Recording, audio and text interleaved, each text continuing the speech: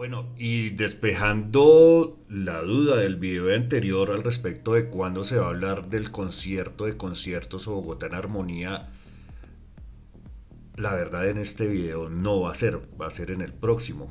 Porque la idea no es alargar el cuento indefinidamente, pero cuando uno se da la tarea, se da cuenta que empiezan a salir datos, situaciones, personajes muy relevantes, que finalmente fueron la causa para la realización de este evento. Ahora, con su permiso, voy a pasar a modo octogenario y también explicarle un poco a las personas jóvenes que el mundo ha cambiado demasiado en 40 años. Anteriormente no habían streaming, ni podcast, ni apps, ni nada de eso. Uno dependía de su entretenimiento solamente de 2 canales y medio en televisión y de lo que podía hacer la radio por uno. O también estaba la opción de gastar un dinero en discos o cassettes, que eran los dos formatos de reproducción que tenían los equipos en ese momento, pero no era un gusto barato ni mucho menos. Entonces ir a una tienda de discos era buena plata, y uno como niño o adolescente pues no era que alcanzara demasiado la plata de las onces para ir a gastárselo en discos, la verdad. Aunque también tuve excepciones. En abril del 94, por ejemplo, ya adolescente, gasté los ahorros que tenía comprando la discografía de la banda de un joven de 27 años que se nos adelantaba en el camino. Pero volviendo al tema, voy a hablar de la experiencia radial de esos años, cómo era navegar en las frecuencias de AM y FM. Aunque en mi casa la música no era mal vista, de hecho había un equipo de sonido y bastantes discos, yo quería algo que me acompañara todo el tiempo, sobre todo en el estudio o en mi cuarto o lo que sea, pero que estuviera ahí, que yo pudiera llevar para un lado y para otro. Rebuscando encontré una grabadora que estaba por allá perdida, pero carecía de dos cosas. Carecía de cable de poder, cosa que pude solucionar rápidamente, y carecía de la frecuencia FM. Entonces en AM, entre tantas emisoras de baladas, de noticias, encontré lo que para mí fue un descubrimiento increíble.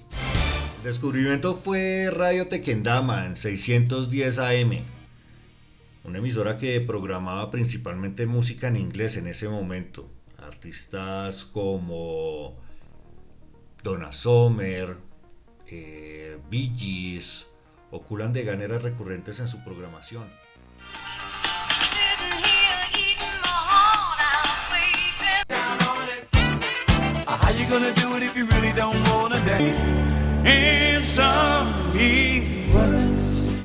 Estos artistas tuvieron el dominio del listado y la popularidad desde finales de los 70 hasta comienzos de los 80.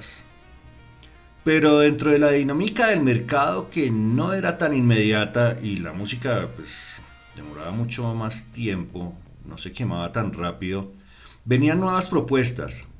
Propuesta en género, propuestas musicales y propuestas visuales. Adicional, venía una ola musical desde Chile, México, Argentina, España, y estaban invadiendo el mercado de música en nuestro idioma. Ya no había necesidad de traducción porque el mensaje entraba directo, narrando situaciones, sentimientos y realidades más cercanas.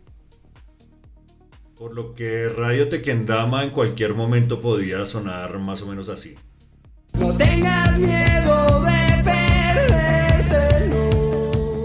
Guaranteed to blow your mind. Es por amor que al mundo yo le hago frente.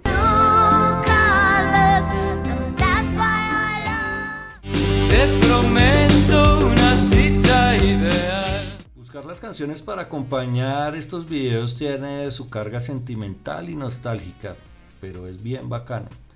La emisora cambió de empresa, pasó de ser de Todelar a RCN y también cambió de enfoque, ahora es La Cariñosa, pero tenía que traer el recuerdo al frente ya que por un tiempo fue el medio para encontrar y encaminar el gusto musical propio, no solo mío, sino casi de una generación.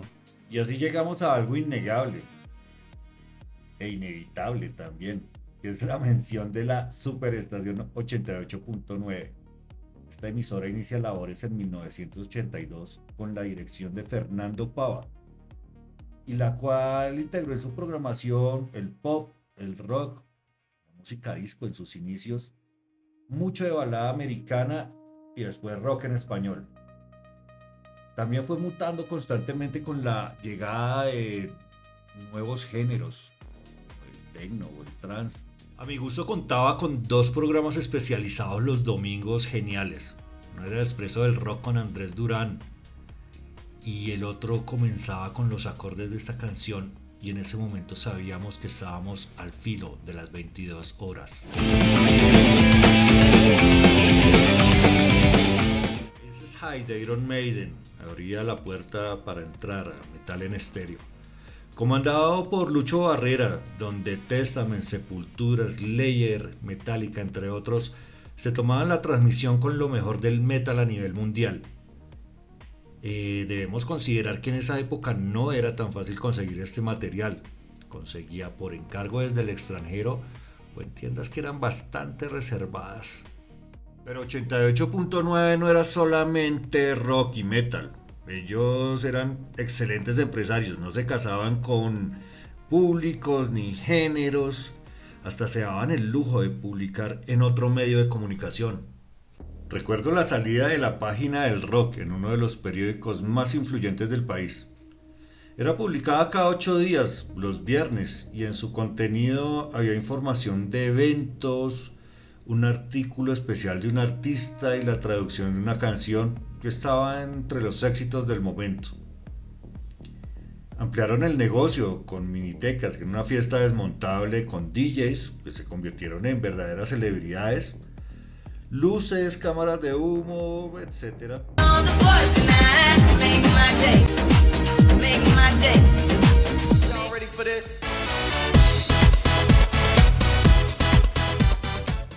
Fueron parte activa de la realización de eventos deportivos entre colegios y los primeros conciertos, como el de Quiet Riot en 1989, del que dicen los asistentes que fue un desastre en logística y el comportamiento del público.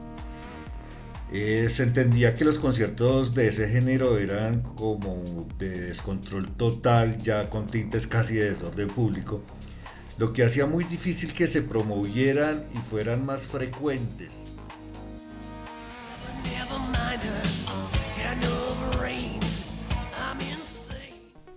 También trajeron a Samantha Fox en 1990, con ella hicieron como la conmemoración de un trasteo a una nueva sede, y también Air Supply. Air Supply, le hago como un capítulo aparte a Air Supply porque es que era de esas bandas ochenteras o de esos grupos que como que no termina de gustarle a uno o no le terminó de gustar jamás.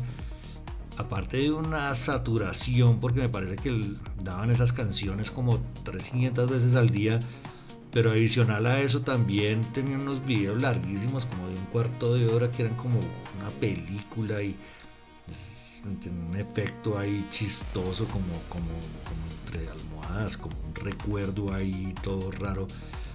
No, nunca conecté con el Supply, tampoco con Samantha Fox, la verdad.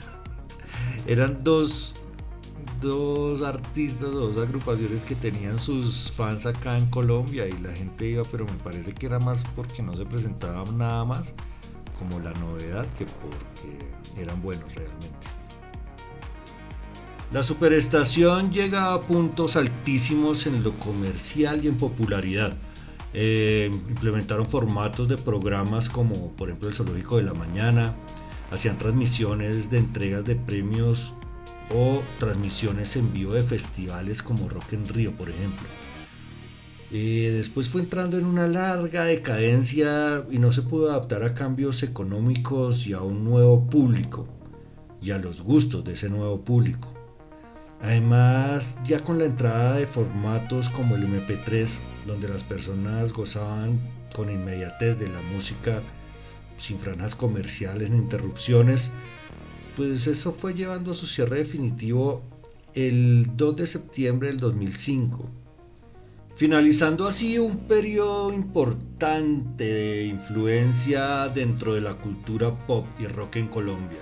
Cabe resaltar que estas dos son las emisoras más importantes para mí, pero hubo otras también como Caracol Estéreo, que arrancó en 1973 pero con un enfoque más adulto contemporáneo. Radioactiva comenzó en 1989 y aún se mantiene como el Planeta Rock. No sé, casi no la escucho actualmente. La X también lleva más de 30 años en este cuento, y Radiónica, no menos importante que las otras. Pero si seguimos hablando de emisoras, vamos a sacar 20 capítulos, entonces no, ya no más. Ya para el próximo vamos a hablar principalmente o únicamente de hecho del concierto Bogotá en Armonía del 88, analizar los artistas, los momentos, qué pasó, y ya, básicamente es eso. No olviden escribir comentarios, suscribirse, darle likes. Estamos atentos a correcciones y demás. Y nada, un abrazo, muchísimas gracias por la atención.